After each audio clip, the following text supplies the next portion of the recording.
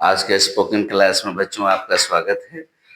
पिछले क्लास में मैंने आपको बताया था मे और कैन के बारे में। आज मैं बताऊंगा माइट और कुड के बारे में। ये दोनों आते हैं, कोई क्रिया पहले मैंने किया था, करने की क्षमता हमें थी, तो उस अर्थ में इसका प्रयोग होता है।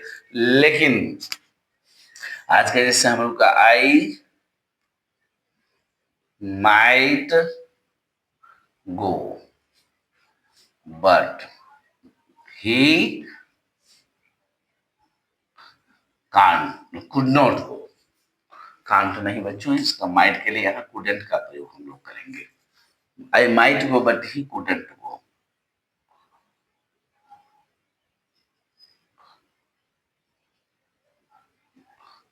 I might go but he couldn't go. I might go but he couldn't go. I might play but he couldn't play. I might live but he couldn't live. I might right but he couldn't right. I might come but he couldn't कम। इस तरह से हम लोग इसका भी 1 minute में कितना practice करेंगे बच्चों? 30 करेंगे। और जैसे कल मैंने इसका और अलग अलग भाव भी बताया था, जिसे इस तरह से भी हो सकता है। ये आपको माइट और कुड में पहले समझ लीजिए कि डिफरेंस क्या होगा। तो माइट का दुगना पावर होता है कुड के पास बच्चों। माइट का मतलब मैं जा सका। अब पूरा कंफर्म नहीं है कि गया कि नहीं गया, उसके ध्यान में नहीं आ रहा है। जैसे आपको बताते होंगे या कभी बोलते भी आप लोग, मैंने आपको कहीं देखा होगा, I might have seen you anywhere. मैंने आपको कहीं देखा होगा, अब ध्यान में नहीं आ रहा है कि देखा है कि नहीं है, लेकिन इसको लग रहा है कि कहीं हम देखें, कुछ कुछ स्मृति याद आई है। तो इसे अर्थ में इसका प्रयोग होता है, I might have seen you anywhere.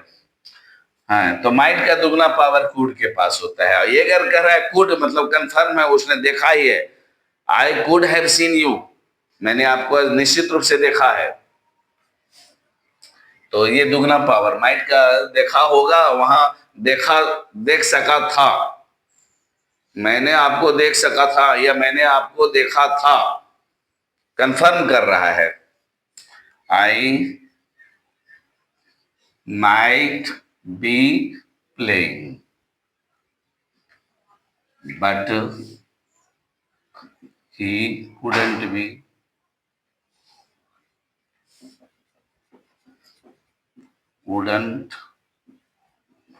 be playing।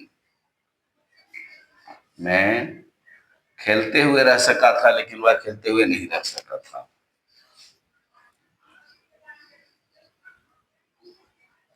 I might have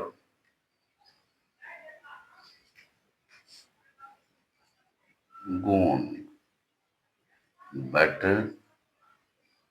he, ये सब काफी जब आप आगे बढ़ेंगे ना, तभी सब सेंटेंस का प्रयोग है।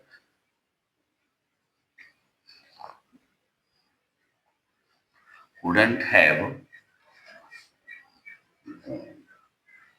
तो इस सब का भी 30-30 प्रैक्टिस जैसे उसका आप करेंगे, उसी तरह से इसका बैठा करके करना है बच्चों। आज हम लोग माइट और कुड के बारे में पढ़ेंगे, फिर कल हम लोग शुड और मस्ट के बारे में पढ़ेंगे। ये आपका कल का क्लास होगा, शुड और मस्ट।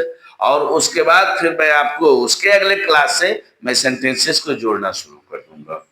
किस तरह से सेंटेंस को जोड़ेंगे, और निश्चित रूप से अगर आप ईमानदारी से प्रैक्टिस किए होंगे सच में, तो आपको बोलना आ जाएगा। लेकिन अगर आप नहीं प्रैक्टिस किए होंगे, केवल मन में इच्छा रखे हुए हैं, तो आपको बोलना नहीं आएगा।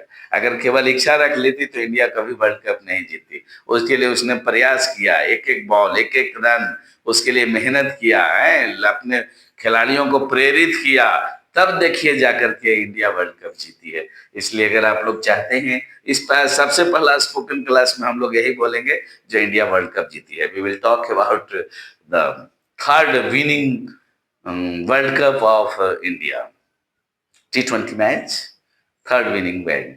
तो जब आप बोलेंगे तो आप ये नहीं सोचिएगा कि मैं जो बोल रहा हूं मैं गलत बोल रहा हूं या सही बोल रहा हूं। आप बोलते चले जाइएगा, रुकिएगा नहीं। गलत है या सही है, सामने वाले का काम है जज करना, आपका काम है केवल उस चीज को बोल देना। समझ गए ना? आप हिंदी बहुत दिन से बोल रहे थे, क्या उसमें गलती नहीं होती है क्या? एकदम गलती होती है। तो जब हिंदी हम शुद्ध शुद्ध इतना दिन से बोल के भी सही नहीं बोल सके, तो फिर क्या अंग्रेजी में हम सही बोल लेंगे? उसमें भी तो गलती होगी ही ना। लेकिन जो बोलना है मेरे को बोल के ही रुकना है, बीच में नहीं रुकना है। जो हम कहना चाह रहे हैं हम बोल देंगे। अब अगले आदमी को जज करना है कि जो हमने कहा वो ग्रामेटिकली सही है या गलत है, इसके लिए भी कुछ बच्चों ने कमेंट किया है कि सर थोड़ा ग्रामर भी आप पढ़ा दीजिएगा। तो मैं आपको इसी तरह से स्पोकन क्लास जब मेरा खत्म होगा ना, तो A to Z जितना भी ग्रामर में आता है जो इंपॉर्टेंस है आपके लिए, मतलब स्पोकन से लेकर के एग्जामिनेशन तक के, कंपटीशन तक के, मैं सारा चीज आपको इसी तरह से कर करके आपको धीरे धीरे बता दूंगा। अभी आप लोग तत्काल इसका प्रैक्टिस करेंगे, जिसका भाव होगा, मैं जा सका था लेकिन वह नहीं जा सका था। मैं जाते हुए रह सकता था लेकिन वह जाते हुए नहीं रह सकता था। मैं चला गया हो सकता था लेकिन वह चला गया नहीं हो सकता था।